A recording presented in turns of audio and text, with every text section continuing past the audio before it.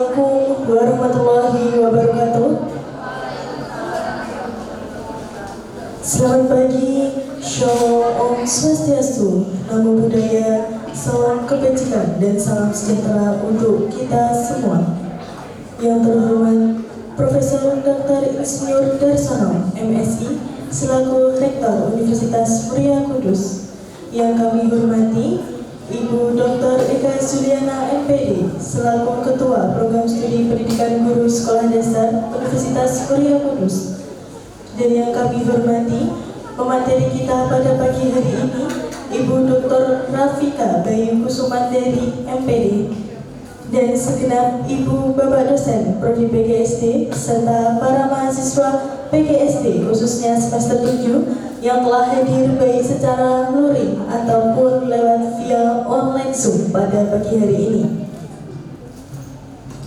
Puji syukur kita panjatkan kehadirat Tuhan Yang Maha Esa atas limpahan rahmat-Nya kepada kita semua, sehingga kita dapat berkumpul di ruang seminar lantai 5 Gedung C dalam acara kuliah umum PGSD dengan tema Membangun Literasi Digital Guru Sekolah Dasar sebagai Peluang Tantangan di Abad 21. Sebelum acara dimulai, perkenankan saya, Naila Hasna, selaku Master of Ceremony yang akan memandu jalannya acara, dan izinkan saya untuk membacakan susunan acara pada pagi hari ini. Yang pertama, pembukaan. Yang kedua, menyanyikan lagu Indonesia Raya dan Mars UMK. Yang ketiga, sambutan. Yang keempat, pembacaan doa. Yang kelima, foto bersama. Yang keenam, acara inti. Yang ketujuh, penyerahan kenang-kenangan. Dan yang terakhir, penutup. Hadirin yang berbahagia, marilah kita buka acara pada pagi hari ini dengan bacaan basmalah bersama. Bismillahirrahmanirrahim. Terima kasih. Acara selanjutnya menyanyikan lagu Indonesia Raya dan Mars UMK yang akan dipimpin oleh Saudari Indah. Kepadanya kami persilakan.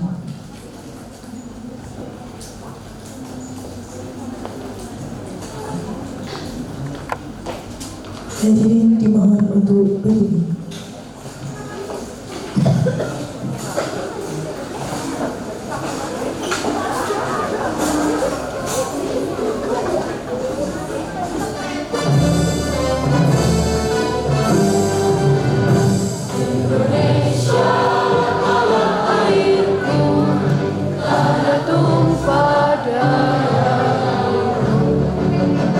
Di sanalah aku berdiri.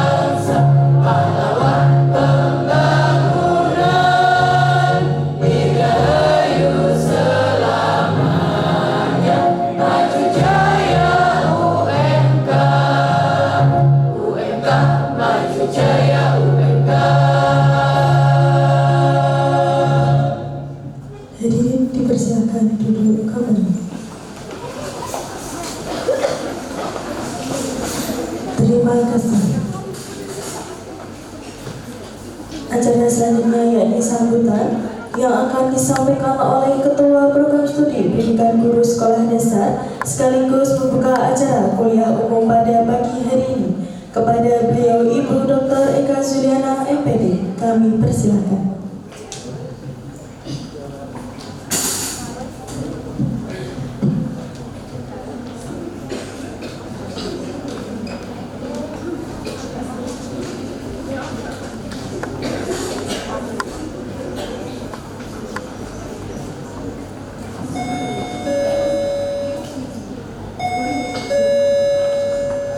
Bismillahirrahmanirrahim. Assalamualaikum warahmatullahi wabarakatuh.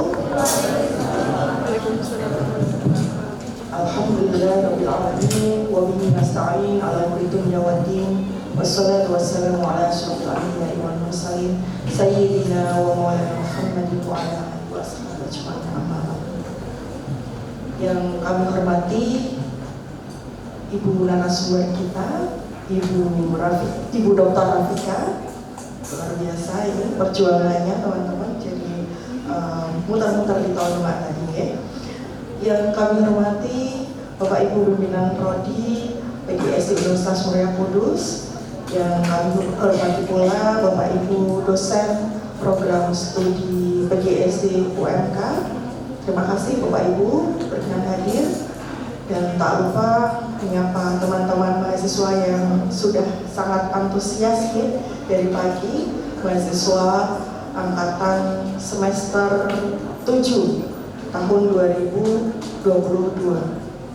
Alhamdulillah, segala puji bagi Allah Subhanahu wa Ta'ala yang senantiasa mengkaruniakan nikmat kesehatannya kepada kita semuanya, sehingga pada pagi yang cerah hari ini kita dapat dipertemukan dalam acara yang insya Allah sangat bermanfaat gitu ya, acara kuliah umum terkait dengan membangun literasi digital untuk guru sekolah dasar. Salawat serta salam marilah senantiasa kita haturkan kepada junjungan kita Nabi Agung Muhammad SAW. Mudah-mudahan beliau berkenan memberikan syafaatnya kepada kita semuanya nanti di yaumil akhir. Bapak, Ibu, serta rekan-rekan yang berbahagia, kuliah umum ini merupakan serangkaian acara kegiatan program studi PGSD UMK bersama dengan menghadirkan para pakar gitu nih. Kalau acaranya itu ada kuliah umum, kuliah perdana, kuliah tamu, kemudian ada seminar nasional dalam rangka memperkuat pengetahuan kita terkait dengan pengetahuan-pengetahuan baru yang sedang berkembang saat ini. Nah, pada pagi hari ini PGSD UMK mengambil tema terkait dengan penguatan literasi digital, di mana sebagaimana kita ketahui bersama gitu ya, tantangan di abad ini terkait dengan teknologi yang semakin bebas tanpa batas gitu ya. Banyak hal positif di sana yang bisa kita ambil, namun juga tentunya ada sisi-sisi yang perlu diwaspadai, digali, dan perlu diberikan benteng untuk diri kita masing-masing, sehingga nanti kita bisa memilih mana yang teknologi itu bisa kita gunakan dan manfaatkan dengan baik, mana yang mungkin perlu kita saring gitu ya. Apalagi di zaman sekarang isu hoax, misinformasi itu banyak sekali, cuplikan video yang mungkin hanya beberapa, kemudian sekarang teknologi semakin canggih gitu ya, kemudian diganti suaranya dengan yang lain, sehingga banyak sekali bisa menimbulkan fitnah dan misinformasi tadi. Oleh karena itu, Bapak Ibu dan teman-teman semuanya, narasumber kita datang dari Semarang ini menerjang rob gitu ya. Masih rob enggak ya Bu ya? Oh masih, iya, menerjang rob, dan tadi sempat berputar-putar di tol Demak. Sebenarnya mau saya jemput Bu, saya kebetulan dari Demak gitu ya. Tapi alhamdulillah beliau bisa hadir di sini, insya Allah memberikan ilmu yang manfaat untuk kita semuanya teman-teman. Dan tadi dititip oleh pembawa acara, mohon izin saya akan membuka acara ini, acara kuliah umum membangun literasi digital guru sekolah dasar terkait dengan peluang dan tantangannya di abad 21, dengan mengucap Bismillahirrahmanirrahim. acara ini secara resmi kami nyatakan dibuka.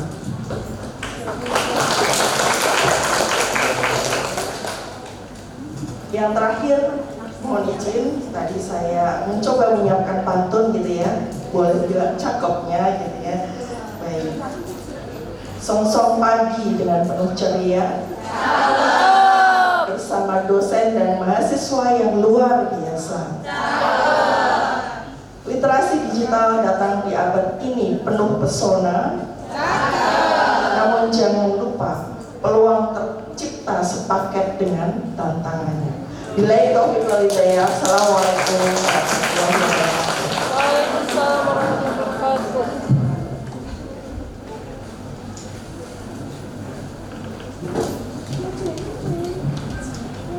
Terima kasih. Acara selanjutnya yakni sesi foto bersama. Kepada panitia yang bertugas kami persilakan.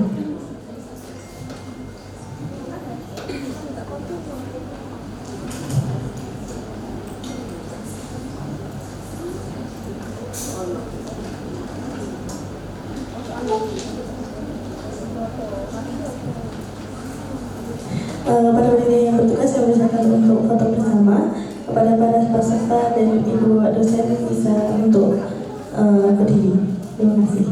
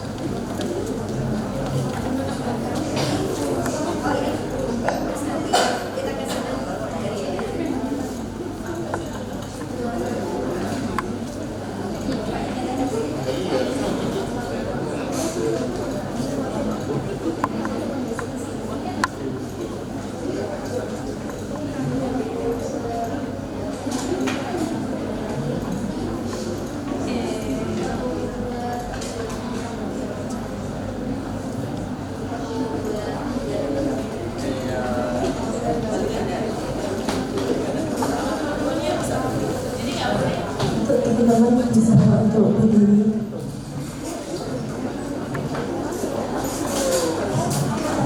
Untuk teman-teman mahasiswa dimohon untuk bisa berdiri untuk sesi foto bersama.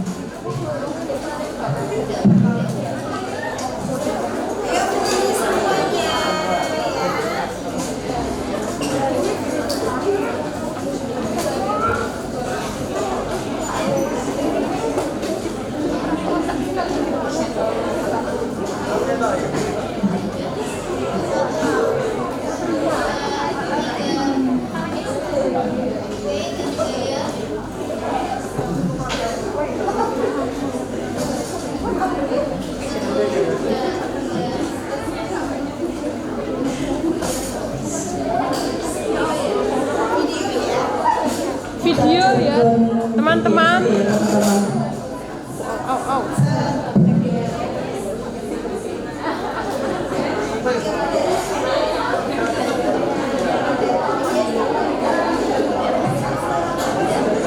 Kita jago ya, berdiri dulu, cantik.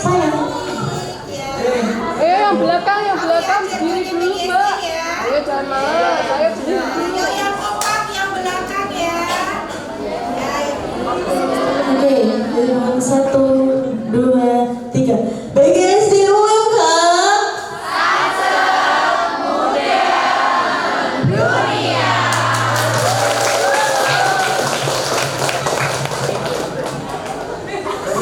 Terima kasih.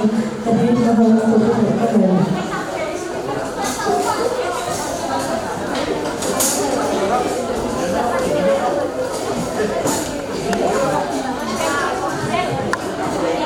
Terima kasih. Selanjutnya pembacaan doa yang akan dibacakan oleh beliau Bapak Dr. Kamdun MPD. Kepadanya kami persilakan.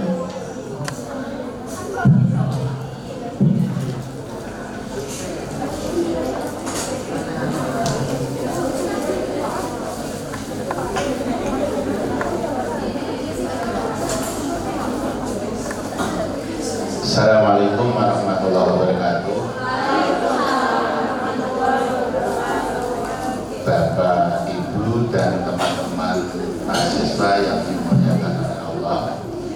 mari kita sejenak mengadakan kedua tangan seraya berdoa kepada Allah SWT agar acara demi acara bisa berjalan tertib lancar.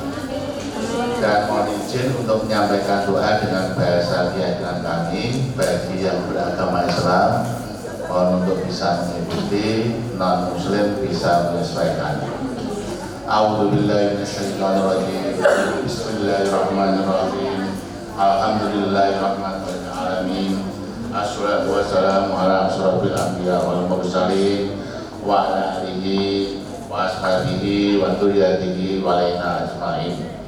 Allahumma ya Allah ya Tuhan kami, dengan mengucapkan puji serta syukur kehadirat-Mu hingga keadaan titiknya kami memuji kebesaran dan keagungan atas segala rahmat karunia-Mu yang telah Engkau limpahkan kepada kami pada hari ini. Dengan penuh keakraban dan bahagia ini kami hadir di sini, kiranya Engkau memberikan barokah dan ridho-Mu dalam acara kuliah umum membangun literasi digital guru sekolah dasar, peluang dan tantangan di abad 21 yang kami laksanakan ini.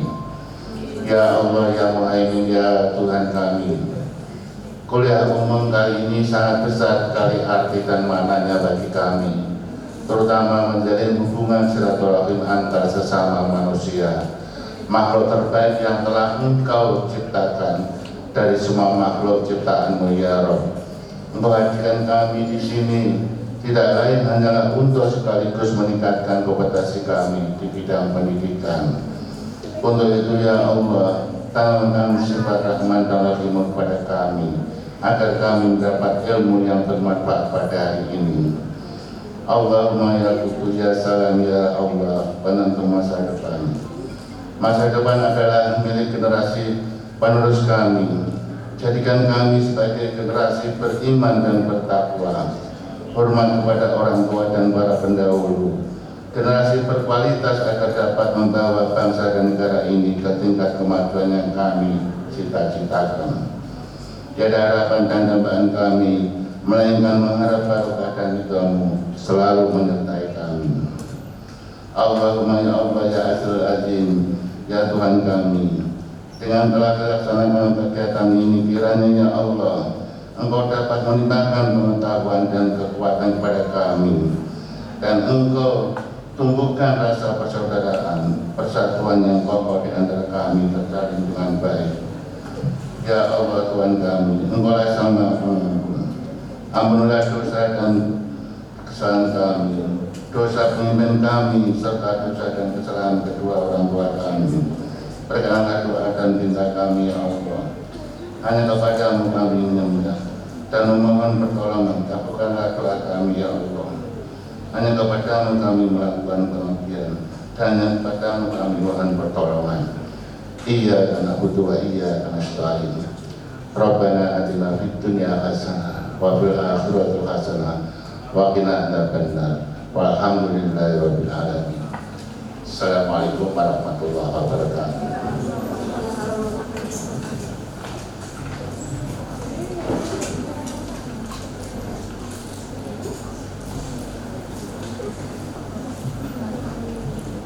Terima kasih. Hadirin yang berbahagia, selanjutnya kita akan memasuki acara inti, yaitu kuliah umum program studi pendidikan guru sekolah dasar Universitas Muria Kudus tahun 2025 yang akan dimoderatori oleh Ibu Sofika Hiliana, SSI MPD. Kepadanya kami persilakan dan beri tepuk tangan yang meriah.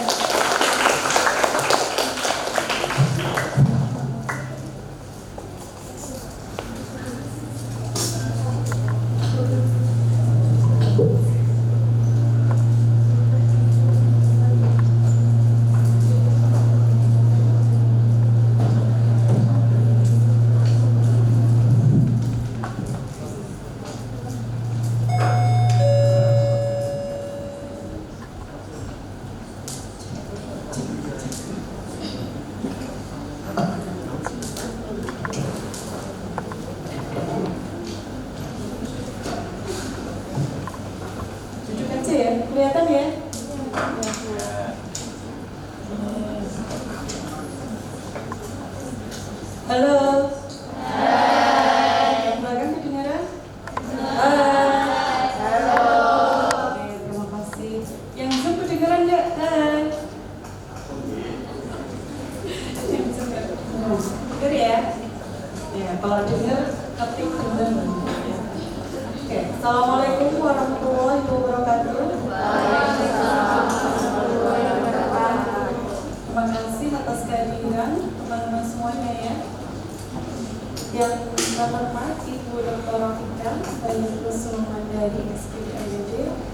sebagai narasumber hari ini di mata kuliah pada acara kuliah umum, kuliah umum PGSD UFK dengan tema membangun literasi digital untuk sekolah dasar, yang mana di sini ada tantangan dan peluang bagi kalian calon guru sekolah dasar yang akan terjun di lapangan nantinya.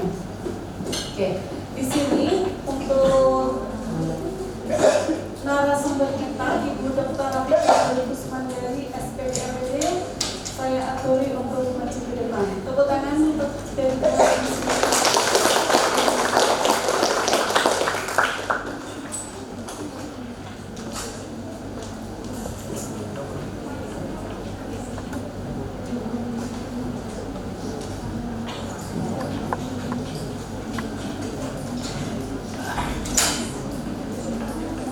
Oke, terima kasih Ibu yang sudah hadir untuk hari ini. Yang saya hormati pula untuk Ibu Kapolri kita, Ibu Dokter, Ibu Diana, Ibu Lovika, Ibu Tika, dan Pak Harun yang bisa hadir ya pada forum offline di gedung J. Dan untuk teman-teman mahasiswa semester 7 semuanya yang hadir offline maupun online ya, yang secara luring dan daring pada acara kuliah umum PGSD UNK pada pagi hari ini. Pertama-tama marilah kita panjatkan puji kehadirat Allah SWT, yang mana kita masih dikasih kesehatan semuanya sehat ya.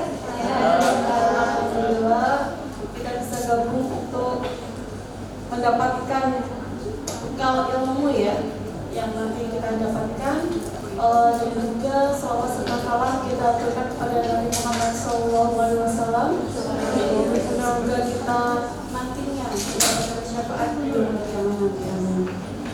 Oke, bisa dibukakan profil audiens. Hari ini kita kedatangan narasumber ya, dari Fakultas Ilmu Pendidikan dan Psikologi Universitas Negeri Semarang, Ibu Dr. Rafika Kusmandari SPDMPD. Beliau lahir di Cilacap tanggal 15 April tahun 1979 dan beralamat di Raden Lama, Semarang.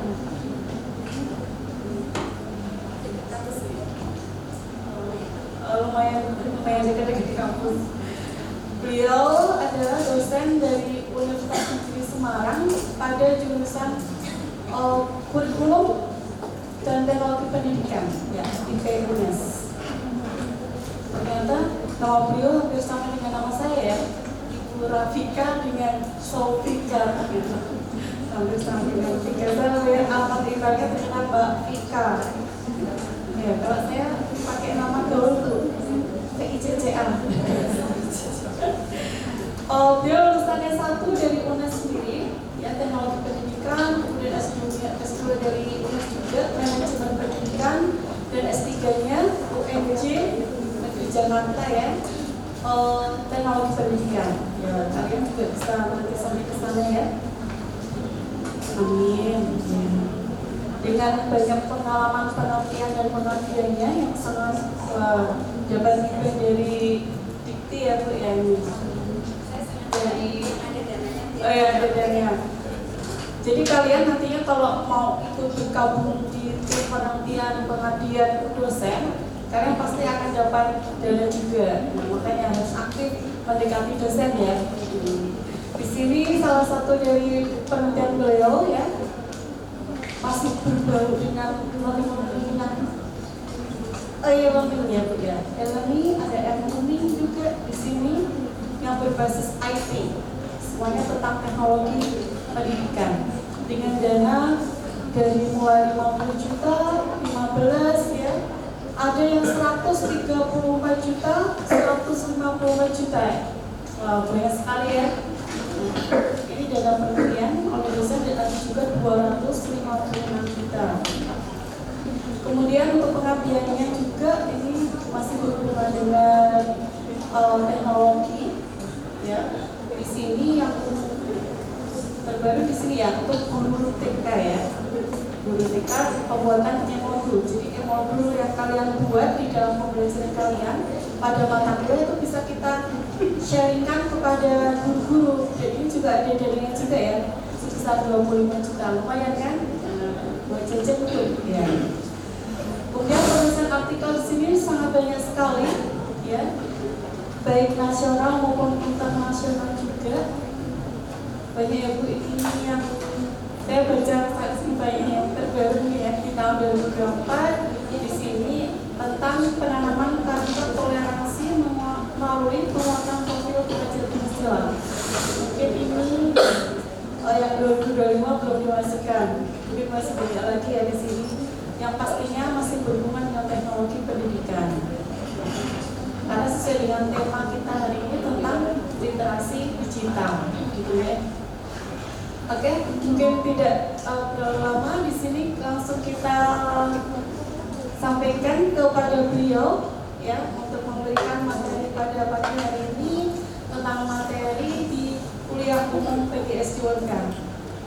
Monggo kepada Ibu Dr. Romika saya persilakan. Ya, tepuk tangannya.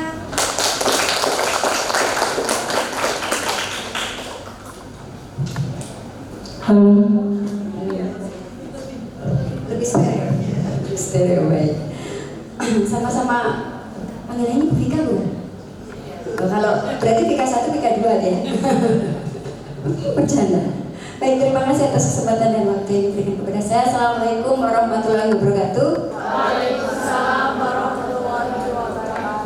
Selamat pagi dan salam sejahtera untuk kita semua. Alhamdulillah saya berbahagia bisa sampai sini ya.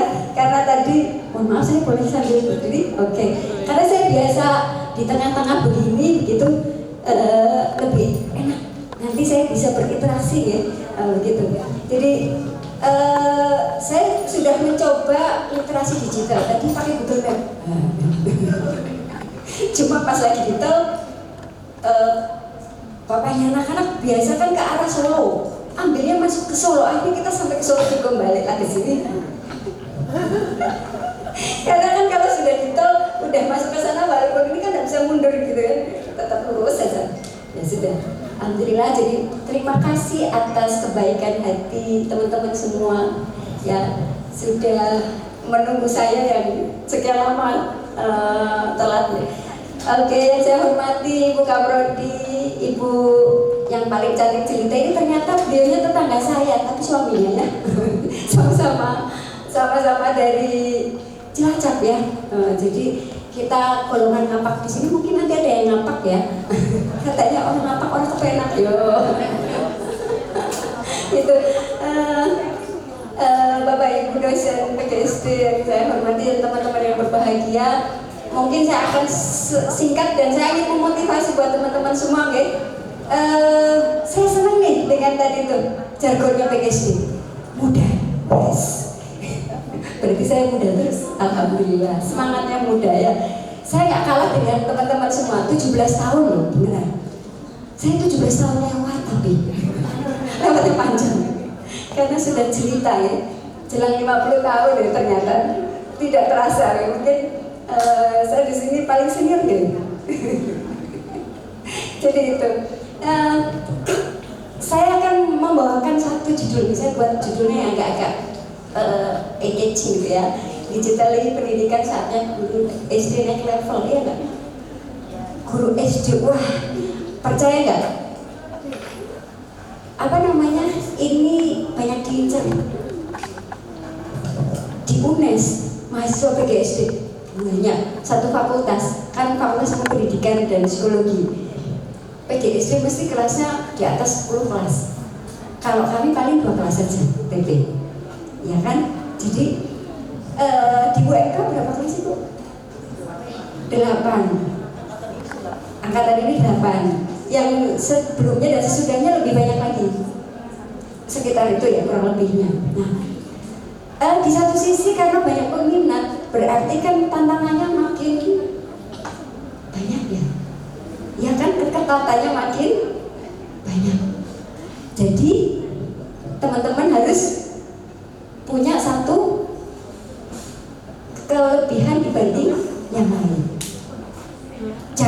biasa-biasa saja. Ya, kalau biasanya suka mageran, nah di sini yang mageran mana nih? Kalau sudah mager, kan susah ya. Penyakit M itu males mager. Nah, ini sudah kayaknya sudah penyakit yang sangat kronis ya, yang melanda terutama semester akhir ini biasanya ya. Apalagi kalau tiba-tiba dapat masalah dengan pacar nih. Aduh, sudah nih.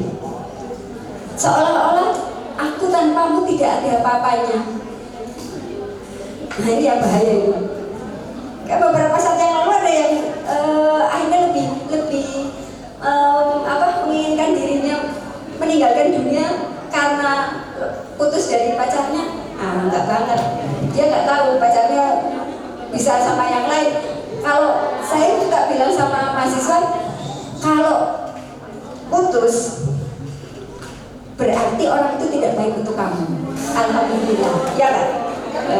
Jadi putus satu, 1000 menunggu. Kan gitu kan? Baik. Ini intermezzo ya, biar semangat soalnya tadi udah lama menunggunya begitu kan. Baik. Next, Ibu mohon maaf. Oh, Mas. Baik, ini kalau literasi digital sudah tahu semua ya, bagaimana kita melek teknologi dan sebagainya. Di sini siapa yang punya TikTok coba? Oh semuanya. FB? Facebook? Oh tidak. X. Kalau WA oke lah ya, semuanya pasti. Karena kan komunikasi lewat WA, karena kuliah tugasnya lewat WA juga. Instagram IG? Punya. Selain video? Cocok? Ada, oke, baik. Nah, inilah kita itu tidak boleh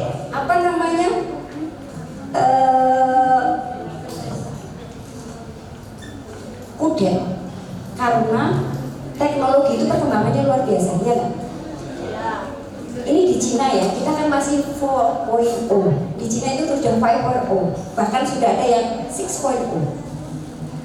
Di Cina itu sudah dikembangkan. Kalau kita nonton video atau nonton bioskop, itu sudah seolah-olah kita ikut di dalamnya. Jadi misalkan lagi naik perahu gitu ya, seolah-olah kita naik perahu goyang-goyang, terus ada angin yang menerpa kita, kemudian percikan air, itu nyata. Sementara kita kan masih biasa aja ya bioskopnya gitu. Paling yang membedakan soalnya goreng, gitu kan, pas banget gitu ya. Tapi kalau yang seperti itu belum, dan itu memang mahal sekali. Tapi memang itu teknologi. Kalau awal teknologi ada itu mahal, lama-lama kan murah. Contohnya Nokia, mungkin zamannya, sama saya juga. Dulu kalau punya Nokia itu keren banget deh. Nokia waktu itu kalahnya sama BlackBerry. Ringmu berapa gitu ya. Nah Nokia melawan kemajuan, menolak adanya Android. Karena dia merasa Symbian itu cukup bagus, karena diterima di semua kalangan dan digemari sedunia. Akhirnya diterima sama Samsung. Samsung ada Android pakai touchscreen, Nokia mati. Sama juga kita, calon guru kalau kita tidak update teknologi, ketinggalan zaman. Anda menjadi guru SD, cuma ngajarin nyanyi kayak guru TK, lama-lama bosan, muridnya, paling nyanyi juga, misalnya gitu. Lain kan kalau kemudian teman-teman itu buat media pembelajaran yang menggunakan teknologi. Buat PPT misalnya, PPT-nya sambil ada foto Anda yang berbicara.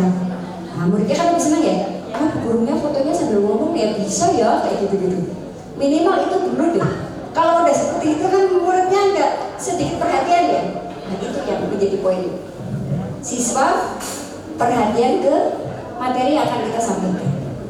Kalau pengertiannya boleh dibaca lah. Kita lanjut saja. Next. Kalau di sini konteksnya itu kan memahami menganalisis informasi digital secara kritis. Tadi sudah disinggung oleh Ibu Kaprodi, banyak hoax, ya nggak? Dan kadang-kadang kita percaya karena bingung ya. Atau kadang-kadang sekarang tuh AI itu kalau bikin tuh iklannya itu ngawur banget. Saya berani masuk neraka sampai ke tingkat ke-7 jika produk ini tidak sesuai dengan apa yang saya sampaikan. Pernah lihat kayak gitu gak? Ini lebih banget gitu iklannya. Dan itu yang pakai siapa? AI.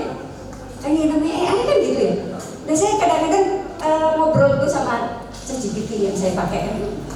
Suatu saat dia tahu, halo Rafika, apa yang bisa saya bantu? Kalau nggak salah dia sudah mengenali saya. Jangan sampai dia, kalau dia sudah mengenali saya, nanti dia akan mencari kepo.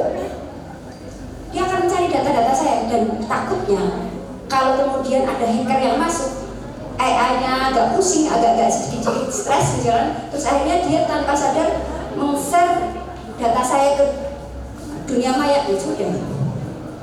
Akhirnya saya ini nggak boleh nih. Saya dikenal sama ChatGPT. Jadi hari ini saya tanya tentang bagaimana sih media pendidikan sebenarnya. Besok tanya tentang saya punya daging 1 kilo, enaknya dibuat makan apa ya? Terus tanya lagi, saya pusing nih. Jadi setiap saya tanya itu beda-beda. Jangan sama hal yang sama. Walaupun pakai akun misalnya kan masuk ke Google ya. Google pakai email kita. Nah dari email kan dia akan memahami kita, tapi jangan sampai dia mengenali yang menggunakan itu adalah kita. Jadi buat dia pusing, sehingga tidak lagi menyapa halo Rafika. Bahaya soalnya. Karena yang namanya ChatGPT itu dasar dari halu orang. Kenapa saya bilang dari halu orang? Karena kebetulan Butika tahu ini, Pak Budi teman saya itu putranya itu yang menjadi manajer untuk mengelola AI di perusahaan IT terbesar di Singapura. Jadi apa yang saya ngobrol itu dia yang mengembangkan ininya. Jadi berdasar dari halu mereka selalu berhayal bahwa mesin itu nanti suatu saat bisa ngobrol, bisa memahami kita. Bahkan ada yang di luar negeri kepengen nikahnya sama AI. Saking AI itu nggak kemudian mungkin ya nggak kemudian mengkhianati kita, pikirannya kan seperti itu, ya nggak? Nah, ini yang menjadi kita akhirnya nanti dikendalikan oleh teknologi, padahal niat kita tidak dikendalikan oleh teknologi, tapi kita mengendalikan teknologi. Lanjut, kemudian kemampuan mengoperasi perangkat teknologi dengan baik. Nah, pasti sini sudah pintar semua, kan? HP Android. Kalau dulu waktu saya kuliah punya HP itu mahal. Orang kaya saja yang punya. Terus setelah jadi dosen belilah HP pun 3G. Tahu HP 3G? Bisanya SMS sama telepon 3G. Nggak ada Android waktu itu. Kalau sekarang HP-nya Android. Nah, bahkan ada yang pakai iPhone 16 loh atau 17 loh. Ayo di sini yang pakai iPhone terbaru mana? Senyum-senyum ini jangan-jangan semua punya nih. Anak juragan kudus, juragan rokok, anaknya Jarum gitu ya, atau jenang kudus. Jadi teknologi itu sudah menjadi sahabat. Nyapu dulu kita harus nyapu sendiri, sekarang tinggal perintah robot yang muter-muter gitu, kita tinggal duduk sambil makan. Nanti lantainya sudah bersih sendiri. Sama kalau di luar negeri itu smart home. Smart home itu nanti terhubung semuanya dengan teknologi. Misalnya kita punya mesin cuci, kita lagi cuci. Mesin cuci akan ngasih tahu 5 menit lagi proses pencucian selesai. Terus sekarang proses pengeringan, 5 menit lagi selesai proses, yaitu pakai AI. Jadi monggo sukses. Terus sampai juga dengan kulkas. Kulkas Anda kosong, saatnya Anda belanja. Apakah Anda mau saya bantu untuk belanja? Oh ya, tolong belanja untuk kebutuhan 1 bulan ke depan. Oh, langsung dia memproses. Karena seperti Anda biasa kan memprogram ya, dia langsung menghubungi. Sekarang kan belanjanya nggak perlu orang datang kan, online kan. Ada nih yang suka mager nih kalau makan. tinggal klik aja GrabFood atau GoFood. Apa saja itu ada, mau bakso, mau seblak. Nah ini penggemar seblak ya. Nanti tunggu 5 menit, bayar pun nggak perlu pakai uang, cashless semua kan. Ayo siapa yang kalau bayar pakainya QRIS atau Dana? Ya kan enak ya. Jarang orang sekarang pegang cash. Jadi yang namanya copet mulai mikir nih, nyopetnya sekarang nggak lagi nyopet yang seperti dulu lagi ambil dompet, enggak. Nyopetnya sekarang itu namanya phishing di dunia perbankan. Beberapa saat yang lalu kan tertangkap itu, dia ngutil dalam tanda kutip, ambil mungkin dari rekeningnya Bu Menteri atau Pak Menteri yang rekeningnya itu, jangan rekening yang kurus ya, rekeningnya rekening yang duduk.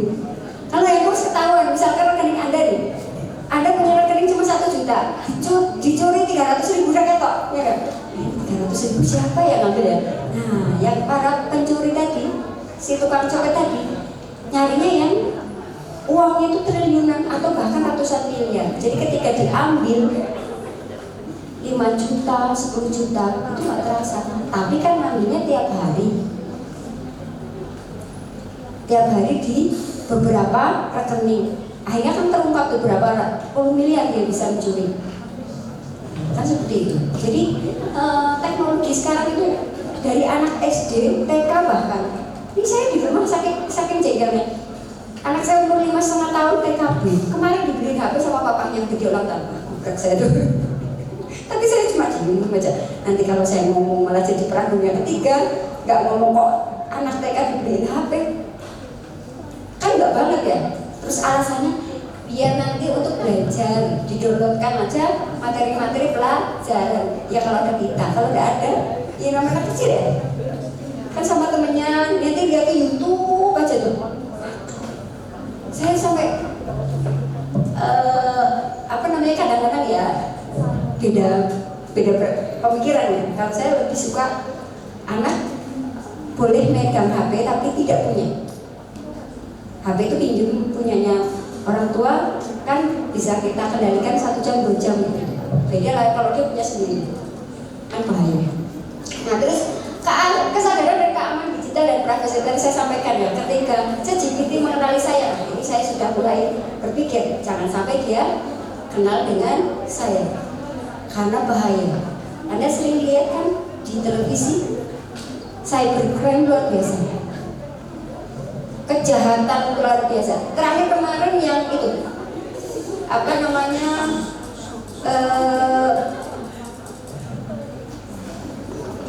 pornografi, kasus pornografi anak.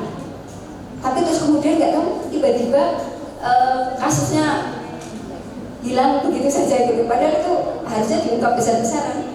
Jadi saya heran. Itu soalnya melibatkan negara lain yang di situ ada kedubesnya. Jadi hanya di-cut, semuanya di-take down semua. Dan itu mahal, men-take down berita di online itu 2 digit itu kurang, 3 digit minimal, 600-700 juta satu kali take down satu berita. Nah, gitu. Lanjut lagi pemahaman etika digital dan regulasi hukum yang berlaku. Yang kita kan di sini siapa yang kalau galau suka bikin status heo? Apa sih jadi bikin status? Ayo, atau ini sekarang tunggu narasumber ini lama datangnya biasanya kayak gitu. Coba boleh dicek di WhatsApp masing-masing. Nah, kadang-kadang ya tidak semua hal harus kita share. Anda harus mulai mawas diri karena ada orang kepo. Paling susah tuh kalau ketemu orang kepo. Kalau sudah kepo, habis itu dia punya rasa iri. Sudah jadikan senjata makan tuan. Ini bahaya. Jadi jangan selalu update status apapun itu. Mau galau kayak mau sedih kayak mau bahagia kayak nggak usah. Mungkin bikin statusnya setelah lewat. Galunya sekarang bikin statusnya minggu depan misalnya gitu. Udah nggak galau lagi saya gitu. Nah, ya, jadi bahaya kalau sering-sering bikin status atau komentari orang. Kemarin beberapa saat yang lalu yang ketika kita lagi heboh-heboh demo-demo dan sebagainya, ada satu anak SMP yang dia bikin status di Facebooknya, cuma bilangnya gini, Jakarta sudah rusuh kapan ya di kota kita gitu. Cuma itu aja, langsung ditangkap polisi, terus akhirnya diproses, terus suruh menghapus, minta maaf dulu, menghapus, habis itu dia dikeluarkan dari sekolah. Kan bahaya ya. Dia kan nggak paham, mungkin maksudnya mungkin bercanda, tapi bukan begitu. Jadi jangan upload status ataupun informasi apapun, terutama kalau lagi kondisi situasi yang tidak bagus, gitu ya. Jadi makanya kita harus memahami. Lanjut, boleh. Nah ini komponennya, nanti bisa dibaca sedikit. Nah, ini pentingnya literasi digital. Kita memfilter informasi. Kalau biasanya hoax itu muncul kalau mau ada pilpres atau pilkada, ya kan? Oh itu informasinya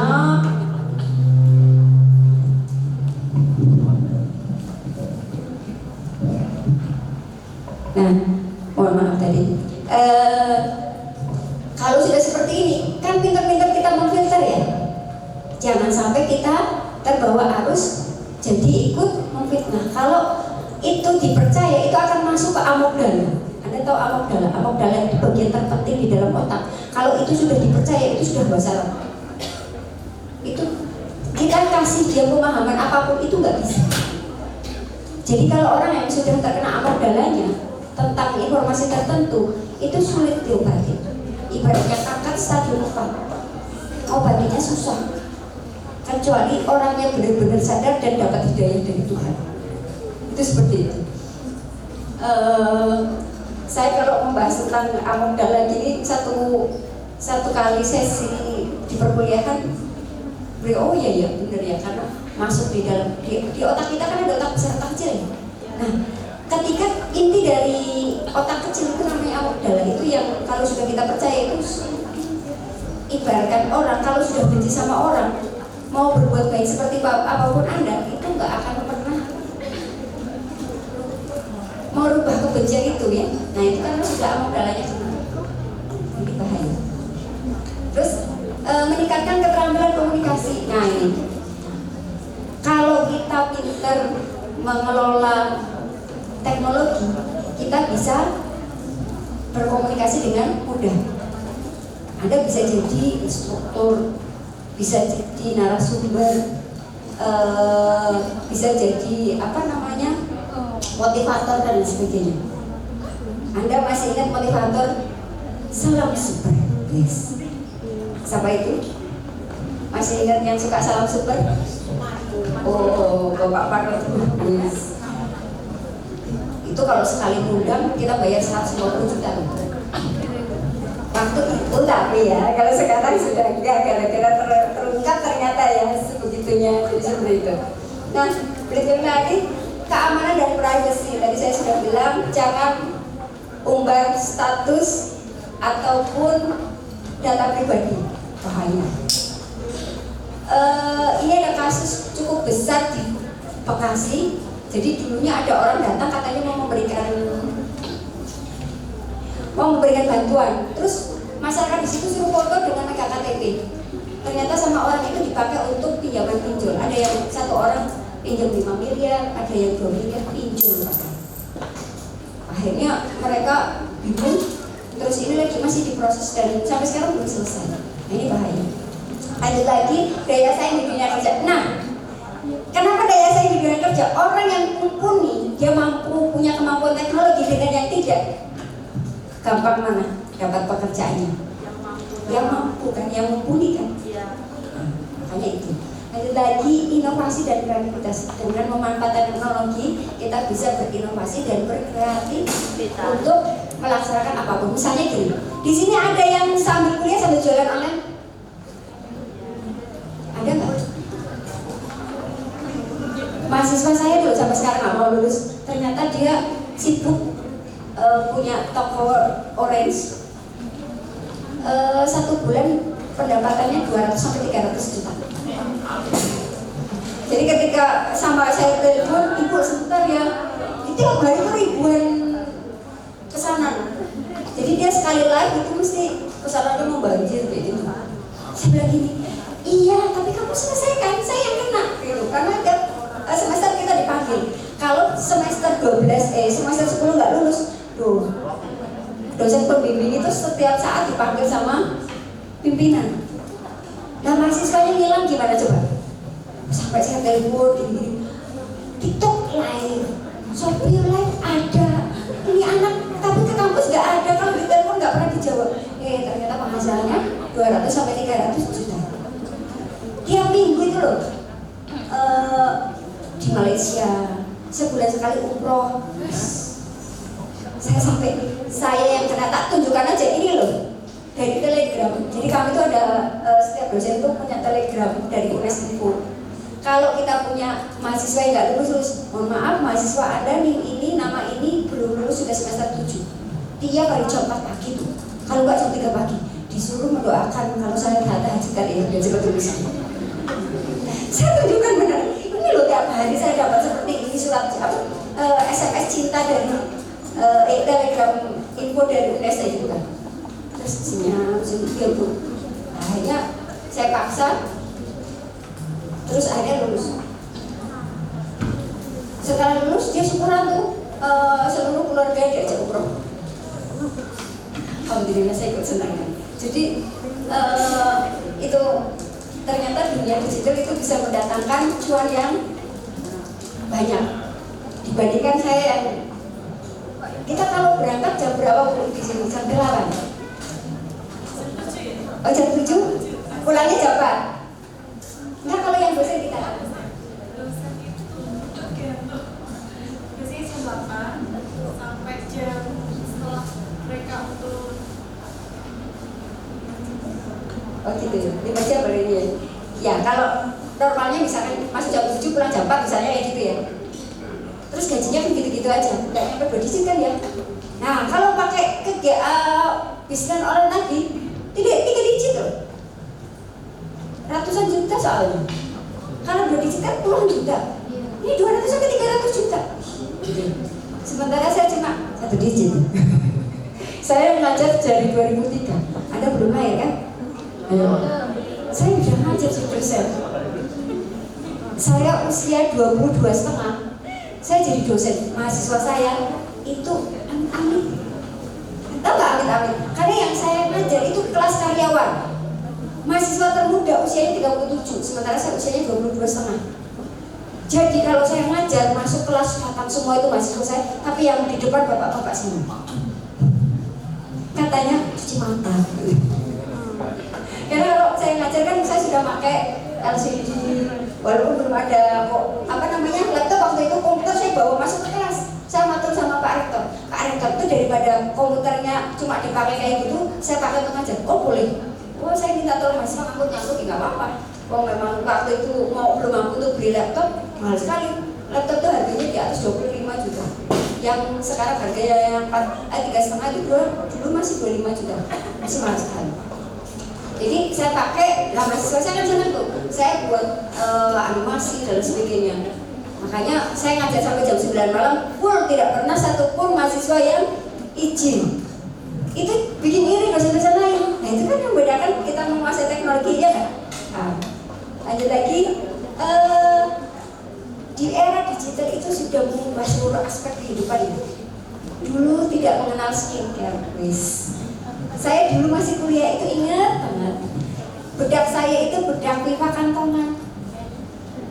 Yang satu kantong harganya Rp500, yang bisa saya pakai sampai setengah tahun. Saking banyaknya gitu kan. Diisi ulang, yang penting beli punya tempatnya gitu untuk bedakan selesai. Kalau sekarang biar glowing seperti apa, terus biar ada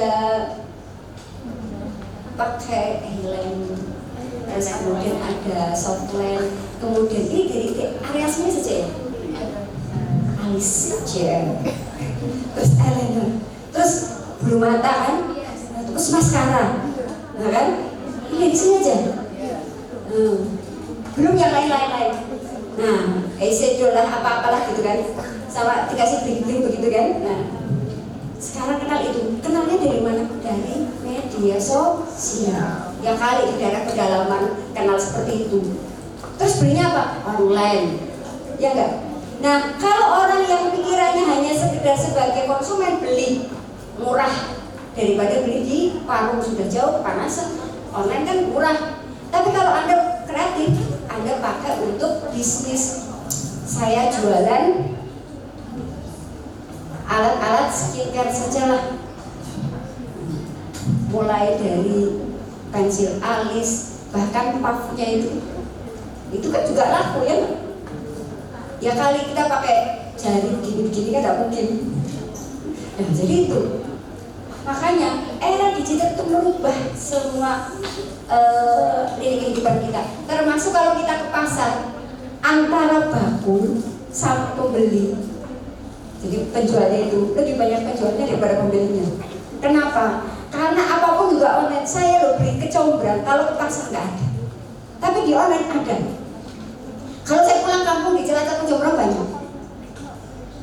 Itu untuk kalau kita makan pecel dikasih kecombrang itu rasanya enak, dan itu antioksidannya tinggi.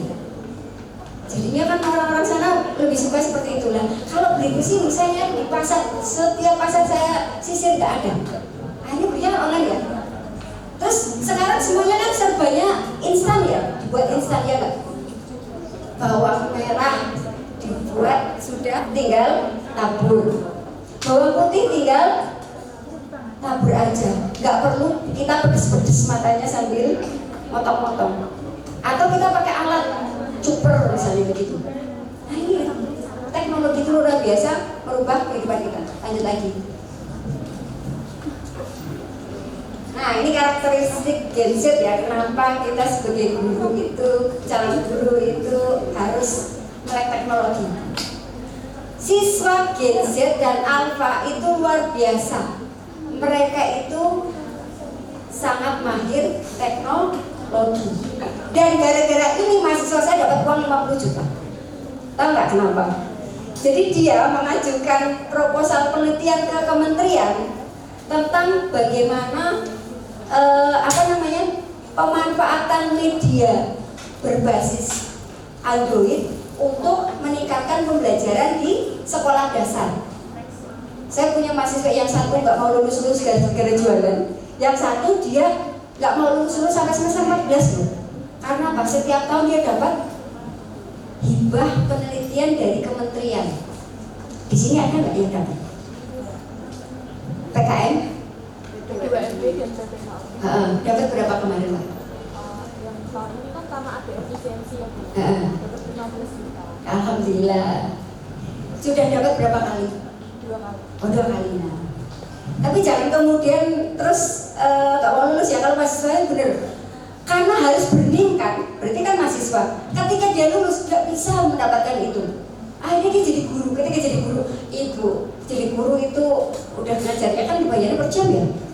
Mau dapat 50 juta kan ya agak susah gitu kan. Akhirnya dia untungnya punya kemampuan bikin media-media yang itu guru-guru bisa minta tolong ke dia kan gitu. Jadi apapun yang ada itu bisa menjadi celah untuk Anda mendapatkan pendanaan atau mengembangkan kegiatan.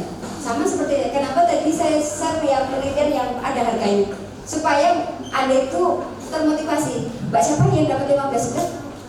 Mbak Abel. Nah, Mbak Abel 2 kali loh. Yang lainnya selain Mbak Abel siapa lagi? Atau dana dari fakultas atau universitas ada nggak? Ada? Di sini ada nggak Bu? Kalau universitas memberikan dana penelitian ke jadi anggota? Baik. Nggak apa-apa. Albert 2M, DRPM ya sekarang namanya. P2M ya. Itu 15 juta kan lumayan. Bisa untuk jajan. Jadi seperti itu. Jadi kalau sudah seperti itu nanti ada tawaran lagi, misalnya publikasinya, terus kemudian karyanya, produknya itu bisa dilombakan. Anda lihat apel keluar yang di depan yang saya bawa? Yes, itu saya dapat dari hadiah lomba inovasi dosen dan saya menang. Usianya 17 tahun lewat, anak saya 5, tapi saya nggak kalah sama yang muda-muda. Jadi saya dapat menang waktu itu 25 juta. Terus saya tanya sama teman saya, ini biar nggak hilang buat apa ya? Belikan apel keluar lah mbak gitu. Terus saya ikut. Celakanya adalah apel keluar dengan apel biasa, mohon maaf, laptop yang lain itu kan beda ya. Saya pertama kali pakai kayak orang gagu, biasa di kiri tiba-tiba di kanan, ya nggak? Terus harus diekspor dulu ke docs untuk bisa dibaca di laptop yang lain, karena dia si iPhone ini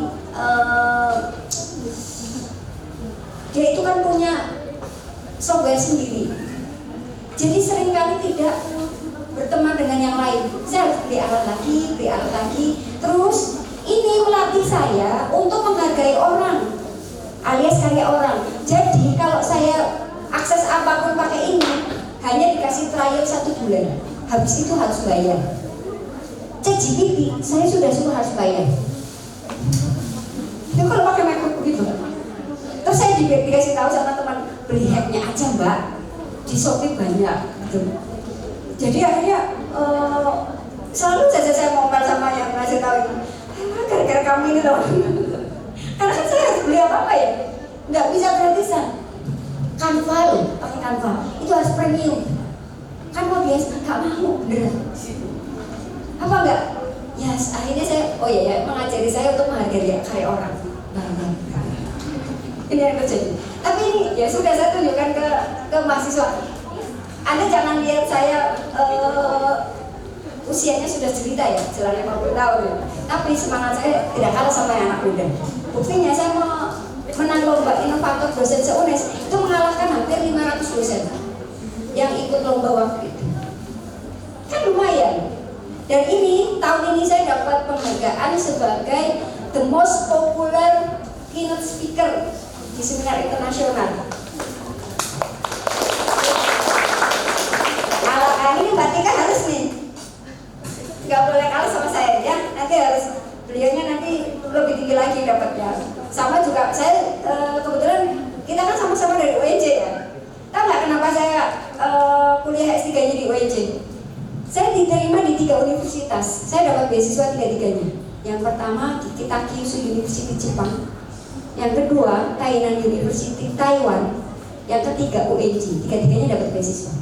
Tahu kenapa saya dapat akhirnya milih UNJ? Karena saya hamil. Ibu saya bilang, Mbak, hamil 3 bulan. Sudah, jangan ambil luar negeri, ambil yang dalam negeri saja. Atau sama-sama dapat beasiswa. Karena kalau di luar negeri, kalau kita hanya cuma sendirian atau cuma sama pasangan, Jepang itu tidak mengenal dengan pemaafan, tidak. Ketika tahu bahwa saya sedang kuliah kok hamil sampai melahirkan, ya dia nggak mau tahu. Habis seksio misalkan, habis sesar, ada kuliah dia harus datang. Itu di Jepang. Dia harus berpikir bahwa kamu tahu resikonya, kenapa itu kamu langgar kayak gitu. Itu sensei saya bilang kayak gitu. Akhirnya saya mundur dari Jepang. Terus yang Taiwan 11-12 ternyata. Saya hanya diberi waktu 2 kali aja pertemuan, habis itu harus tetap hadir. Ya kali saya gendong-gendong bayi di kampus. Kalau bayi saya minta nenek, masa saya izin ke belakang? Ya enggak. Bayi neneknya kan cuma enggak semenit 2 menit, ya enggak? Lama. Terus ini udahlah Jakarta aja. Dan di Jakarta saya melahirkan, saya bawa bayinya di ruang kelas saya. Tapi untuk ruang kelas itu di dalamnya itu ada kamar mandi. Jadi kalau bayi saya mau nenek, saya izin sama profesornya. Saya izin ke belakang bawa bayi. Sudah senyum-senyum beliaunya. Ya sana dinenenin yang kenyang ya. Kalau orang Indonesia kan banyak pemaafan ya. Dan itu anak saya tuh sampai sekarang suka ditanya sama kalau saya WA-WA dan begitu, gimana cucuku dipanggil cucu sama beliaunya. Ya karena memang seperti cucu beliau. Jadi itu yang terjadi. Terus dari S1, S2 saya itu dapat beasiswa. S1 saya dapat beasiswa Jarum. Beasiswa Jarum itu dapatnya itu kalau nggak pinter nggak bakalan. Pinter juga aktif juga bisa bahasa Inggris. Itu untuk dapat beasiswa Jarum saya dapat 2 periode. Jadi itu cukup bonafit istilahnya. Terus saya dapat beasiswa pemuda ASEAN waktu itu di S1. Saya diberi kesempatan melanjutkan kalau tinggal milih mau Malaysia, Singapura atau Thailand. Terus ibu saya nggak boleh karena dilalah di tahun 2000, saya kan 2002 awal ya. Harusnya November 2001 saya sudah lulus, tapi pembimbing saya ke Cina. Ada short course selama 4 bulan. Akhirnya saya lulusnya 2002 di Januari. Jadi short course harusnya 4 bulan, terus beliau pulang di Januari. Beliau pulang hari ini, besok saya ujian. Hanya nunggu beliau aja. Nah, saat itu saya diberi kesempatan untuk milih negara mana yang mau saya tuju untuk S2. Dapat beasiswa pemuda ASEAN itu luar biasa. Susahnya minta ampun. Kalau nggak boleh, Anda coba. Harus dicoba. Kalau nggak dicoba, Anda tidak tahu kemampuannya. Jadi beranilah mencoba sesuatu supaya tahu kemampuan kita sampai mana gitu ya. Sudah dapat, saya susah-susah tesnya, wawancara dan sebagainya.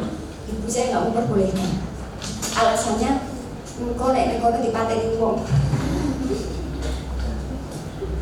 Jadi 2001 memang ada beberapa mahasiswa Indonesia yang di Singapura itu meninggal karena katanya bunuh diri. Dia jatuh dari lantai 6 waktu itu dari kampusnya. Terus ada juga yang apa-apa gitu. Tapi ternyata itu katanya karyanya itu minta dosennya, dia nggak terima.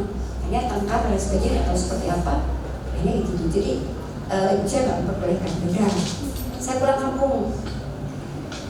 Kalau dulu kan wisuda itu April sama Oktober saja. Januari saya sudah lulus. Biasanya kita awal-awal kuliah kan di akhir Februari atau awal Maret ya. Semester awal gitu saya sudah mengajar. Jadi belum juga saya sudah mengajar mahasiswa saya itu yang tadi. Saya ngajar dari jam 2 siang sampai jam 9 malam. Terus di 2003 tiba-tiba saya ditelepon sama bapak ibunya Bu Sri Mulyani, beliau itu dosen saya. Beliau bilang balik ke Semarang, sebentar lagi ada pembukaan dosen sambil kamu kuliah. Saya kuliah, saya dapat beasiswa dari DITI untuk S2. Saya masuk jadi mahasiswa, baru 3 bulan baru ada pengumuman penerimaan dosen. Saya daftar, saya alhamdulillah diterima sampai sekarang. Dan dari awal saya dosen sampai detik ini setiap tahun alhamdulillah dapat penelitian terus. Tingkatnya kementerian loh, bukan jago kandang. Kalau jago kandang kan biasanya dari kampus saya sendiri. Ini enggak. Jadi dari awal saya selalu mencoba. Yang sekarang jadi PR untuk saya adalah dapat penelitian internasional. Belum pecah telur. Soalnya kalau internasional kan beda ya ininya. Tantangannya beda lagi. Kita dapat penelitian tingkat internasional itu satu relasi kita tambah banyak, kemudian pengakuan internasional terhadap kita juga semakin tinggi dan sebagainya. Jadi Anda pun harus sama, jangan jadi mahasiswa cupu. Anda punya HP itu bisa menjadi penghidupan Anda. Misalnya Anda jadi affiliate. Jangan bilang saya nggak bisa kuliah karena nggak punya uang. Itu sekarang bukan lagi alasan, karena segala macam semuanya bisa jadi uang, ya nggak? Anda bisa jadi affiliate, Anda bisa jadi penjual online, punya toko di toko Orange atau di TikTok Shop dan sebagainya. Sambil kuliah, atau Anda punya kemampuan, misalnya di sini ada yang punya kemampuan bikin media pembelajaran, ada nggak? Kalau ada, bikin aja, jual aja ke guru-guru SD. Ya nggak? Guru SD kan butuh itu. TP aja di sana. Bu, saya punya bisa ini loh, misalkan Mas aku minta dibuatkan tapi saya punyanya segini, ya diterima dulu. Yang penting Anda mencoba untuk mengasah kemampuan. Alhamdulillah dapat uang jajan. Jangan lihat uangnya dulu ya di awal. Kata orang goleo jeneng, ojo goleo jeneng. Kalau jenengnya dapat nanti jenengnya dapat. Tapi kalau dari awal udah jeneng, orang akan berpikir ini kok mata duitan ya, ya kan? Nggak bagus gitu. Terus peran guru di era digital itu luar biasa ya kalau peran. Kita bukan cuma sebagai guru yang transfer ilmu, tapi juga sebagai fasilitator, sebagai motivator, inovator, jadi seperti itu. Next mas, kita lihat ya, ini nanti tadi sudah kita lihat karakteristik Gen Z. Mereka belajar cepat dan mohon maaf ya, Gen Z itu kalau ngomong itu di depannya orang langsung bener, nggak mau ngomong belakang. Misalnya gini, saya kemarin agak ngomelin anak saya, ya orangnya nyebelin kok mah, itu mukanya sih gitu tekuk-tekuk, aku sebel gitu, padahal orangnya ada di situ bayangin, itu Gen Z itu sekarang. Kalau kita kan ngomongnya di belakang ya, masih menjaga perasaannya. Gen Z itu enggak, langsung kok melong istilahnya, di depannya langsung ngomong.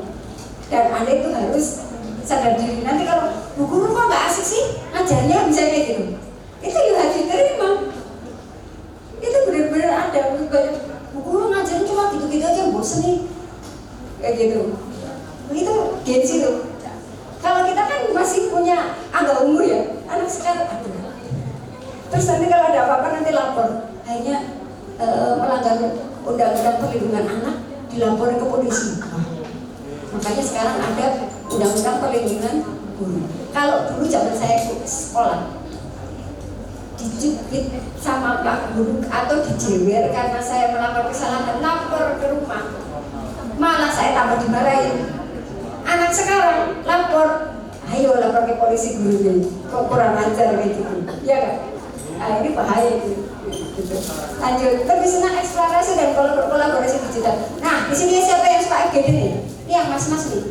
Tahu FGD? Ini istilah kami yang mabar istilahnya. Kalau mabar kan nggak kelihatan nggak banget ya. FGD ya gitu. Di kampus itu mabar itu istilah FGD. Kolaborasi. Tidak ada kompetisi ya sekarang. Kalau dulu zamannya suka menjatuhkan, sekarang tidak zaman lagi. Terus eksplorasi, mengeksplor semuanya kan ya, kepo banget. Ini kenapa bisa gini sih? Termasuk kemarin sempat ramai nih. Jadi ada satu tayangan di media itu tentang kenapa Dayang Sumbi itu orangnya awet muda. Oh ternyata dia itu suka makan ramuan dari tumbuhan Madakara. Wah langsung tuh orang-orang pada datang lah ke tanggupan perahu nyari tumbuhan Madakara karena kepengen awet muda. Tuh, itu eksplorasi itu namanya ya. Lanjut, kurang tertarik pada pembelajaran satu arah ya nggak? Anda cuma ceramah aja, wah muridnya langsung bu guru nggak asik saya tak pergi aja gitu. Itu anak sekarang loh. Lanjut, mas. Nah, peran gurunya itu harus bisa jadi konten kreator ya. Ada beberapa guru yang sekarang jadi konten kreator dapat penghasilannya juga dari situ. Kalau penghasilan jadi dari guru biasa itu nggak ada 2 digit, 1 digit aja, tapi dari konten kreator bisa 2 digit.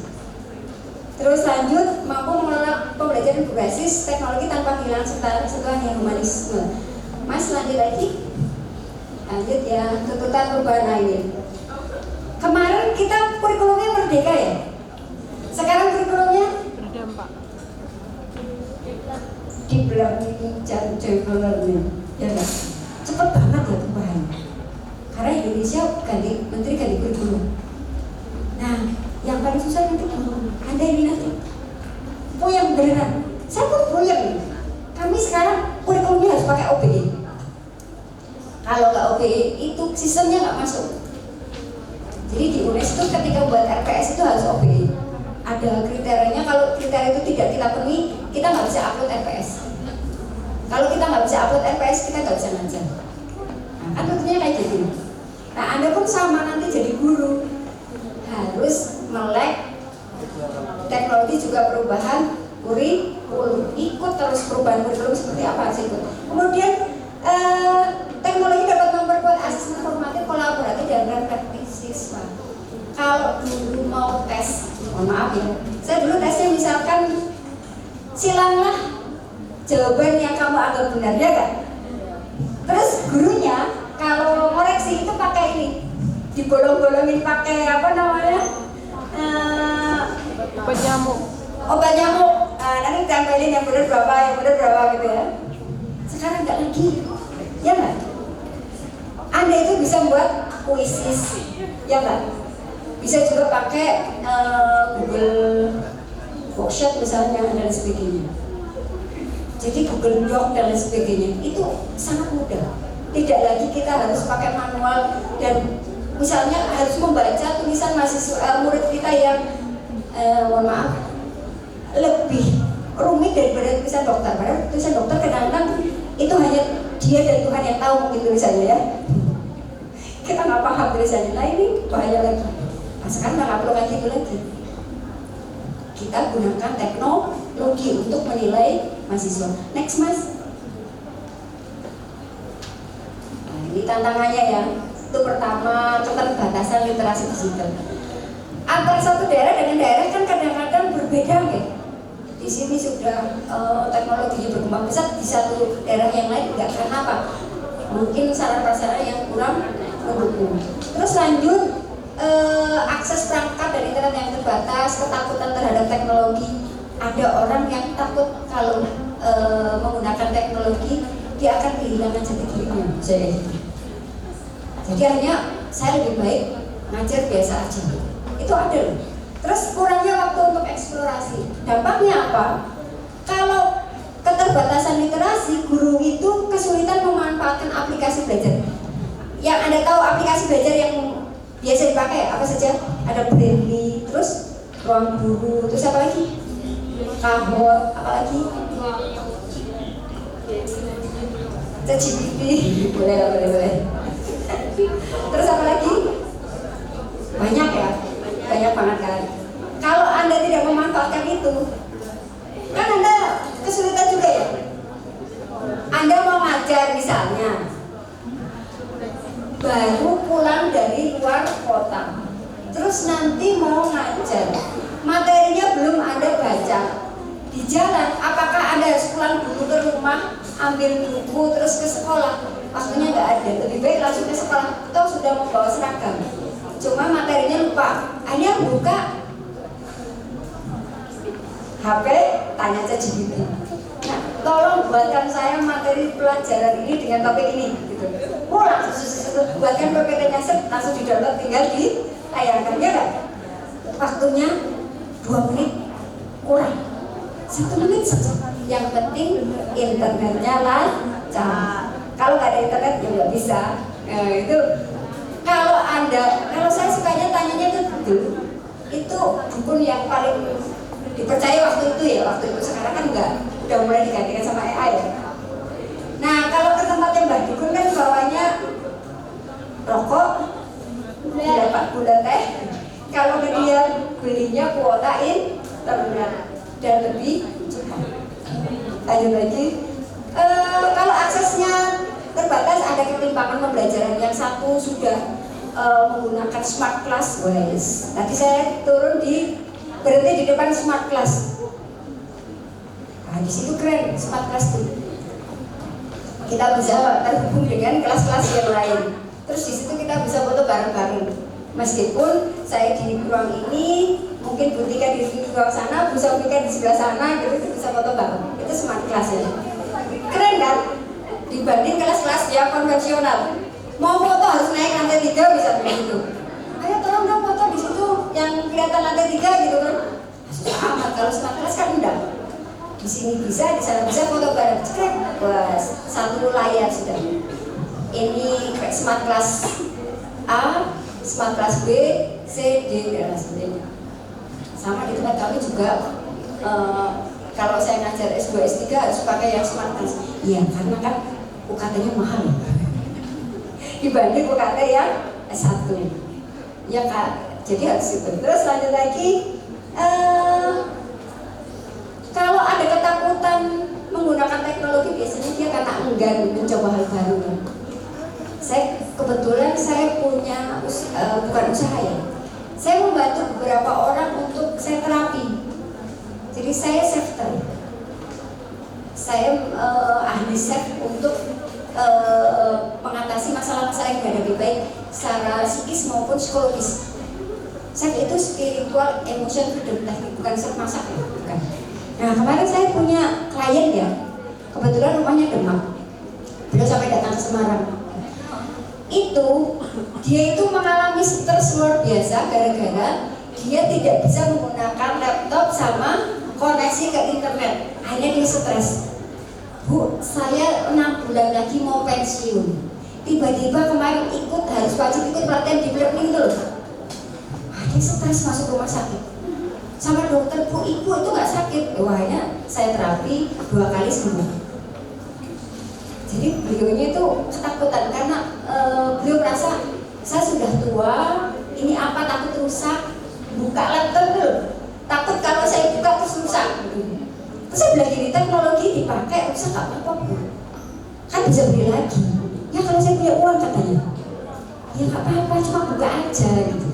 Jadi gara-gara itu saja, jadi itulah yang terjadi. Akhirnya mengalami gangguan psikis. Terus kurangnya waktu eksplorasi, biasanya inovasinya stagnan ya, itu aja. Lain ketika ada melek teknologi. Lanjut next mas. Nah ini peluangnya apa sih? Nah tadi ada tantangannya, kita lihat peluangnya.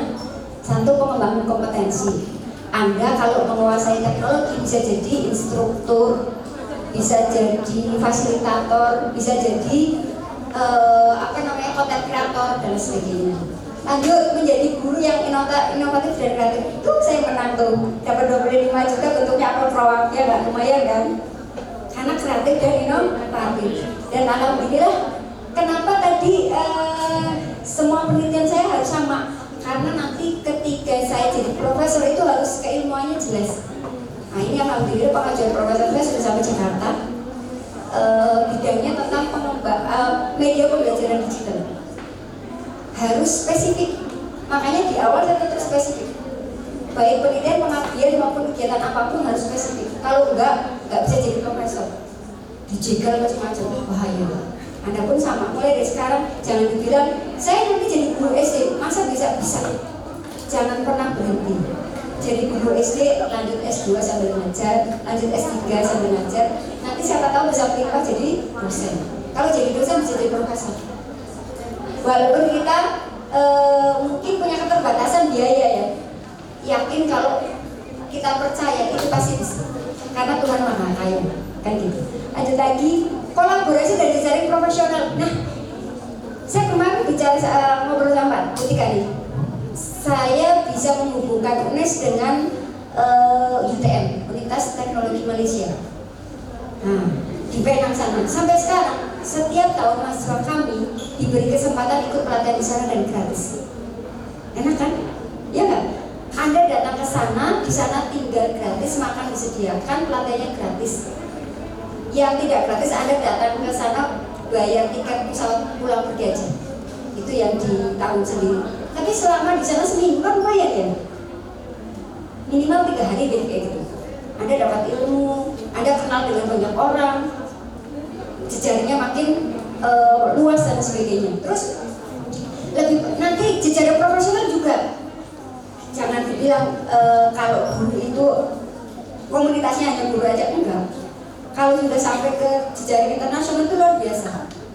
Banyak profesional yang bisa kita ini kan. Terus bisa berkarya dan berbagi. Karya saya itu bisa saya publikasikan kan, bisa dipakai orang untuk dirujuk ya. Terus bisa kolaborasi. Ini saya lihat tadi lagi ngobrol sama Bu Kacur, Bu Kacur ya, Bu Kaprodi. Oke. Untuk kolaborasi usaha bangsa antar perguruan tinggi. Jadi UMK dengan UNES. Nanti nanti kan kalau sering ada kerjasama meningkatkan akreditasi. Nah itu kan iku ya Bu. Iku 1 sampai 8. kita kemarin agak happy gara-gara iku 3 tidak tercapai. Kenapa? Riwayat pekerjaan. Saya bilang, saya ngajar jadi dosen dari 2002. Masa saya datang ke universitas saya lagi minta surat SK pengangkatan dosennya. Namanya sudah ganti. Dulu namanya Institut Agama Islam Imam Ghazali, sekarang ganti Universitas Imam Ghazali. Kan udah ganti rektor berapa puluh kali tuh dari 2002 sampai sekarang. Saya nggak mau sibuk-sibuk ke situ kan gitu. Tapi itu dipaksa. Wah ya sudah lebih baik cari pekerjaannya sekarang. Oh ya kemarin saya jadi misalnya. Jadi saya koordinator wilayah untuk Jawa Tengah, untuk ADPI dan sebagainya dan sebagainya. Akhirnya itu aja. Kalau dari 2002 sampai sekarang entah berapa puluh SK yang saya dapat. Karena saya dulu pernah jadi tim monefnya Dirjen Dikdasman selama 4 tahun. Jadi dari 2005 apa ya? Setelah saya lulus S2, terus saya masuk ke kementerian sampai 2009. Dan itu luar biasa kerjaannya. 3 bulan sekali pas saya ada surat tugas gitu. Ya kali saya mau berapa ratus gitu aja. Udah 1 tahun terakhir aja. Daripada kita mencari penyakit sendiri kan susah. Terus pengembangan karir ya tadi saya sudah sampaikan dari narasumber, dari instruktur mahasiswa saya jadi instruktur pelatihan digital tentang coding. Muridnya persenjataan murid anak-anak SD sekali dia pelatihan bayarnya 1,5 juta. Kalau seminggu 3 kali 4,5 tuh. Jadi Anda harus bisa mengembangkan skillnya. Kuasai skill, ya. Nanti Anda langsung buka menerima pelatihan coding untuk anak usia 6 sampai 10 tahun misalnya kayak gitu. Terima aja, murah-murah dulu nggak apa-apa. Yang penting ada toh online ya kan. Kalau sekali online 50.000, yang gabung 200 orang, berapa coba penghasilan Anda? Nah, maksudnya seperti itu. Jadi untuk motivasi, lanjut lagi meningkatkan dampak pembelajaran ya kan. Kalau kita kuliahnya cuma biasa-biasa aja, ngantuk. Ini pun Anda sudah ngantuk loh, walaupun saya sudah teriak-teriak di sini ya kan. Karena nggak capek ya nunggunya ya kan. Jadi itu yang terjadi. Next mas.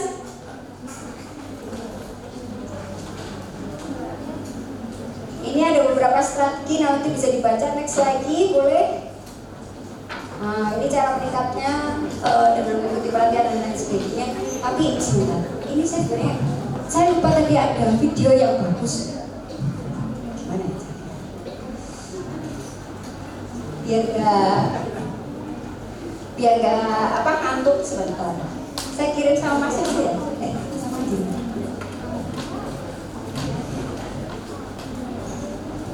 Saya kalau ngajar biasanya ada nonton film, nonton video, gitu-gitu.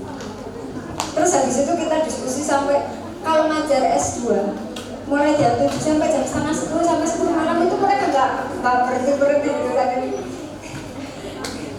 Iya. Oke.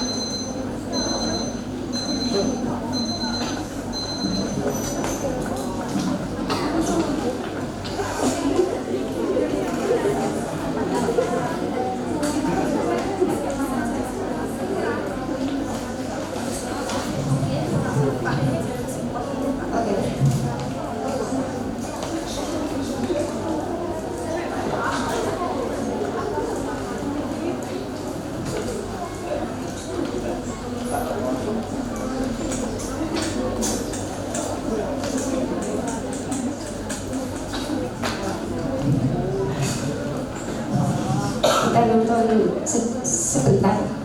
Ini soalnya relate banget dengan kehidupan sehari-hari kita. Habis itu nanti kita tanya jawab.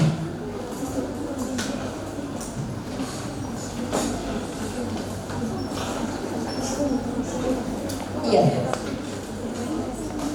Ada paksikannya tak bilang.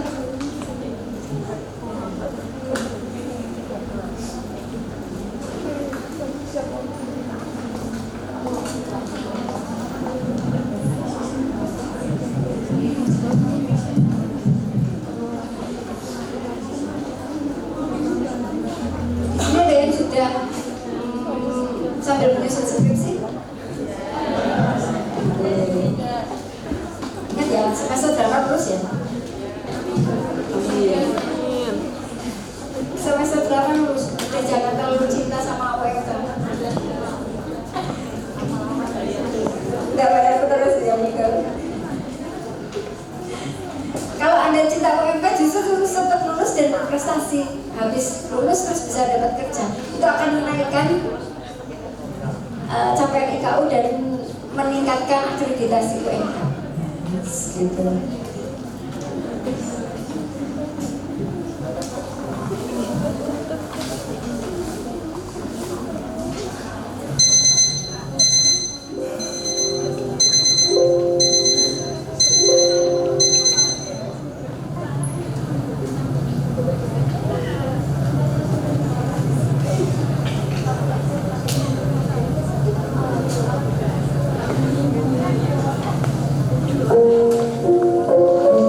Dia Naomi, seorang gadis 20 tahun, pengguna sosial media. Sosial media adalah ungkap rasa, baik suka maupun duka. Ya, dunia maya, begitulah dinanya. Jika kamu adalah salah satunya, apakah ini realitanya?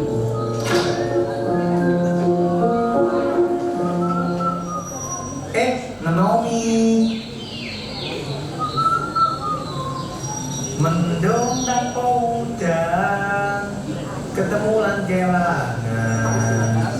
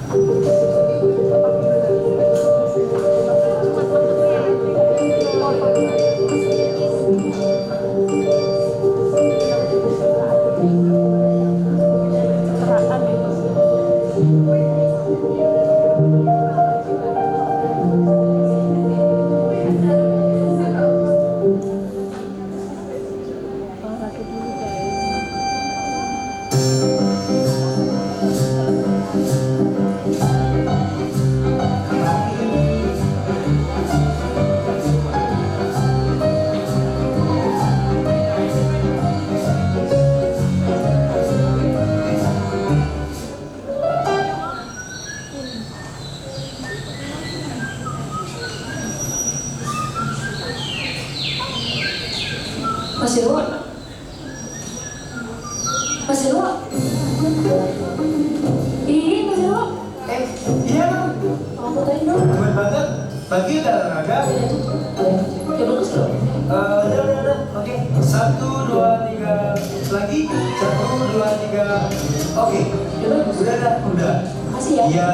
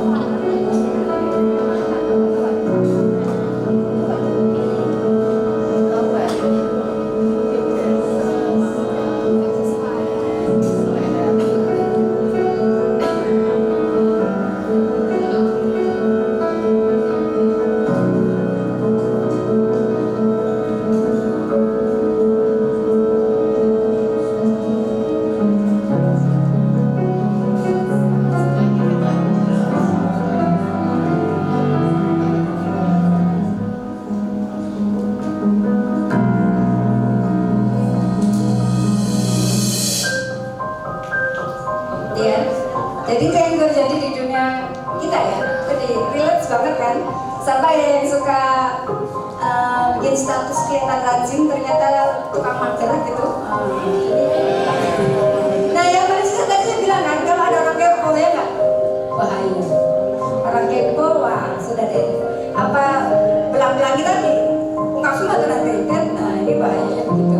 Jadi ini pentingnya kita melek teknologi, kita aware dengan bagaimana digital security, kemudian kita bisa mengenal bagaimana etika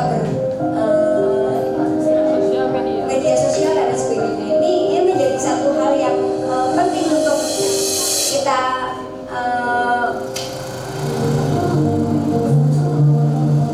pahami ya. Oke, stop mas. Thank you. Nah ini karena relate ya. Seusia anak kan sukanya seperti itu ya kan? Makanannya kelihatannya sehat. Yang diupload apelnya, yang dimakan mie-nya. Tapi kata dokter Tirta, mie itu bukan makanan yang buruk loh. Karena itu makanan yang bisa cepat mengenyangkan ketika darurat ya. Asal ditambahi telur, sayur kayak gitu kata dokter Tirta sih ya. Jadi ya ini dia akan mengatakan sesuatu tapi pakai logika dan biasa senangnya di situ. Oke, lanjut. Sebentar lagi nanti kita buka sesi tanya jawab saja. Oke, lanjut lagi aja, lanjut next aja. Nah ini contoh praktisnya ya untuk kelas virtual pakai smart classroom. Kemudian untuk asesmen bisa kuisis, kemudian proyek lingkungan misalnya kita belum Canva. Di sini kan biasa ya, PPT bikin dengan Canva ya kan. Terus jurnal referensi bisa menggunakan Google Form.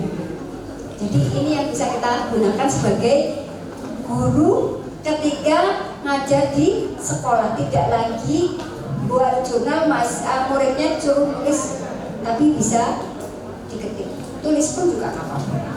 Tapi Anda supaya punya berkas diupload di Google Form, misalnya gitu. Oke, next. Tips suksesnya mulai dari sekarang untuk menguasai teknologi, jangan pernah menunggu. Yang kedua, kolaborasi lah. Ini Mbak Abel tadi, tim peneliti kan nggak cuma satu ya, berberapa? Berempat. Berapa prodi?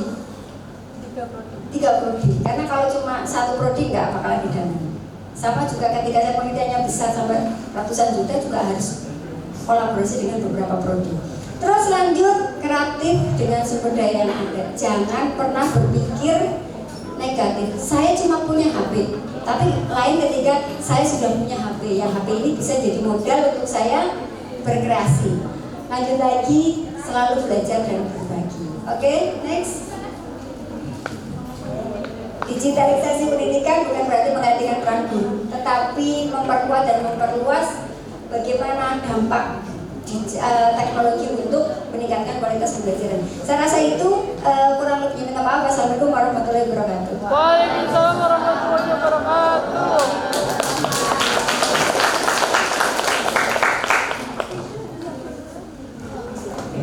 Bagi peserta yang mau tanya jawab silakan untuk tunjukkan.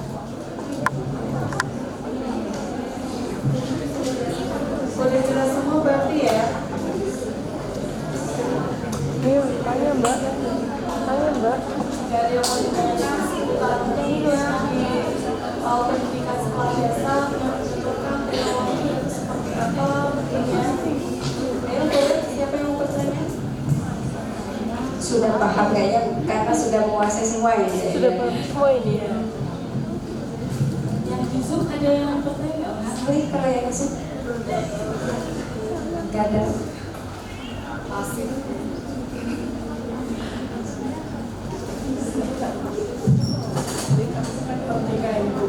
Jadi yang bertanya ya? Jelas semua berarti. Alhamdulillah. Boleh ya? Mau tanya Bu? Oh boleh.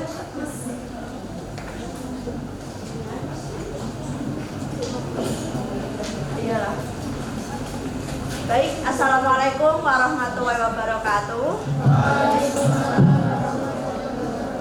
Perkenalkan, saya Alvina Zahratul Husna, biasa dipanggil Alvina. Mohon izin bertanya Bu Rafika. Pertanyaannya, bagaimana kita sebagai seorang calon guru sekolah dasar dapat tetap menjadi teladan dalam penggunaan teknologi digital secara bijak? Di tengah maraknya penyebaran informasi palsu, konten negatif, dan ketergantungan pada media sosial di kehidupan sehari-hari. Terima kasih.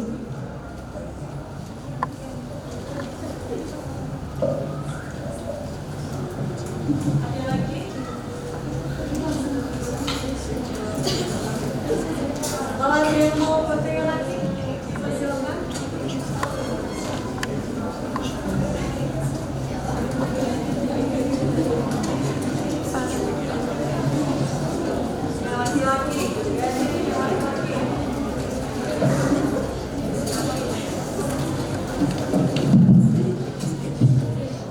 Ayo silakan teman-teman yang mau bertanya.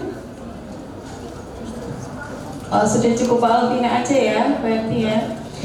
Sebagai calon guru, bagaimana untuk bisa menjadi teladan dalam penggunaan teknologi secara bijak dan ada informasi palsu dan juga konten negatif, saya persilakan kepada.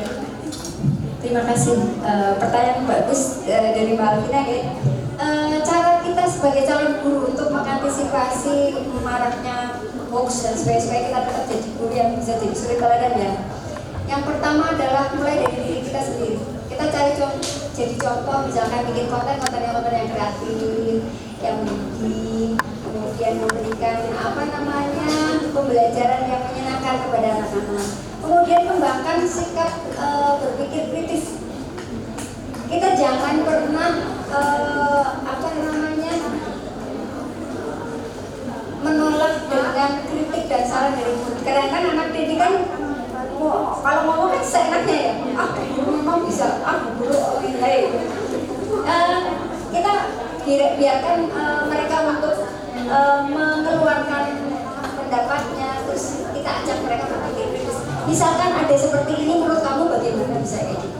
Jadi ajarin mereka untuk selalu berpikir kritis dan mawas diri jika menerima sesuatu. Misalkan Bu Guru kemarin kok ada berita seperti ini ya?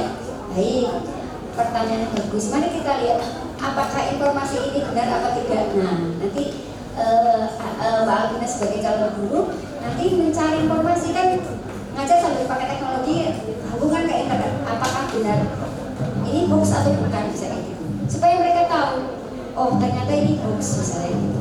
Terus lanjut berikutnya, tunjukkan sikap terbuka dan hati-hati. Tapi kadang-kadang kalau kita memberikan jawabannya juga jadi bingung, itu malah jadi bumerang untuk kita ya.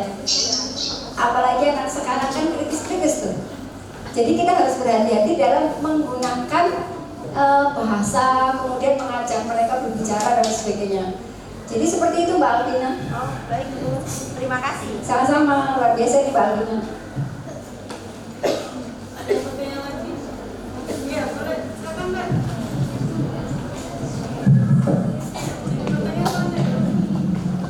Nggak tahu. Siapa ada yang mau tanya lagi? Bisa mengacungkan tangan.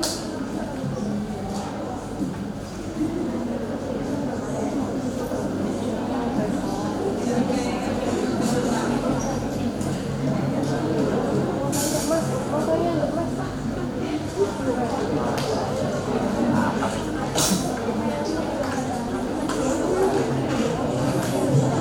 Saya tambahin Mbak Alvina. Mbak Alvina punya media sosial Bang? Punya Bu. Jadi hati-hati jangan sampai bikin status galau ya di media sosial. Kadang-kadang guru juga ya namanya manusia ya. Hari ini kok menyebalkan sekali ketemu sama orang yang toksik misalnya gitu. Jadi kalau bikin status di media sosial tuh yang bijak-bijak saja, misalnya berbuat baik tidak perlu yang susah-susah, mengucap senyum dengan orang, mengucapkan terima kasih sudah cukup misalnya gitu. Jadi yang sederhana-sederhana saja. Karena murid juga kita mereka lebih banyak medsosnya daripada kita.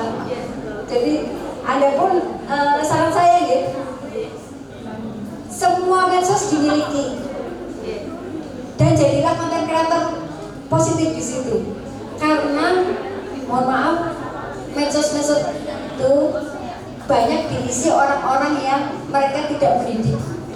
Kayak contohnya flexing. Orang kan berpikir ya, bagaimana senangnya kemana-mana naik jet pribadi, terus sedikit-sedikit umroh, terus makan di kafe, kayaknya hidupnya enak dan enak banget ya. Sementara di daerah-daerah yang ekonominya minus kan mau makan aja mikir kayak gitu. Nah, Anda harus bisa membuat setiap hari konten yang positif. Ini juga PR untuk saya, karena saya sudah punya di media sosial banyak gitu, semua punya saya. Karena apa? Saya pengen jadi konten kreator yang positif untuk menangkal itu tadi gempuran konten-konten kreator yang enggak. Kayak beberapa saat yang lalu kan konten apa?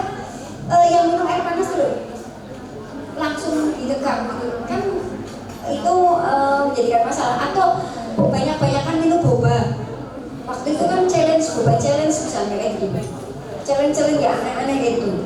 Nah ini bahaya. Jadi Mbak Alvina mulai sekarang kalau belum punya IG buat IG, belum punya Facebook buat Facebook, belum punya TikTok bikin TikTok, kemudian tiap hari bikin misalnya. Cara mengatasi rasa mager, misalnya yang pertama baju atau jadwal hari biar kita tidak mager, semangat saya kayak gitu. Oh misalnya gini, bagaimana cara membuat tulisan yang menarik misalnya kayak gitu. Anda bikin apa gitu. Atau untuk anak-anak menjadi anak yang soleh itu salah satunya taat kepada orang tua misalnya kayak gitu. Harus seperti itu supaya sebagai guru kita tidak kehilangan jati diri kita. Karena ya namanya, saya pernah beberapa kali lihat, mohon maaf, statusnya guru anak saya itu kayak gini, bahasanya kasar. Saya sampai ini kalau dibaca anak saya lah salah ini baca gitu, mau di skip tapi di situ sudah kan ada grup anak-anak ya, dan anak-anak lihat status WA gurunya. Nah WA mana-mana itu dibikin status gitu. Terus cara saya apa bagaimana coba? Akhirnya saya coba mendekati ke beliau. Karena beliau udah saya kan jadi saya enak, saya ngajak ngobrol, maaf ibu besok lagi jangan seperti itu ya. Itu anak saya udah saya bilang kayak gitu. Mending itu bahaya tuh. Jadi lama-lama pun kita sebagai orang tua murid kalau lihat status gurunya yang tidak mendidik itu risih. Nah makanya sebagai guru harus bisa dibukulan gitu, alias suri teladan bukan 4 bulan sehari gitu.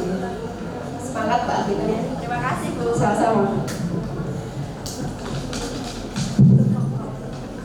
Terima kasih, beri tepuk tangan untuk narasumber kita.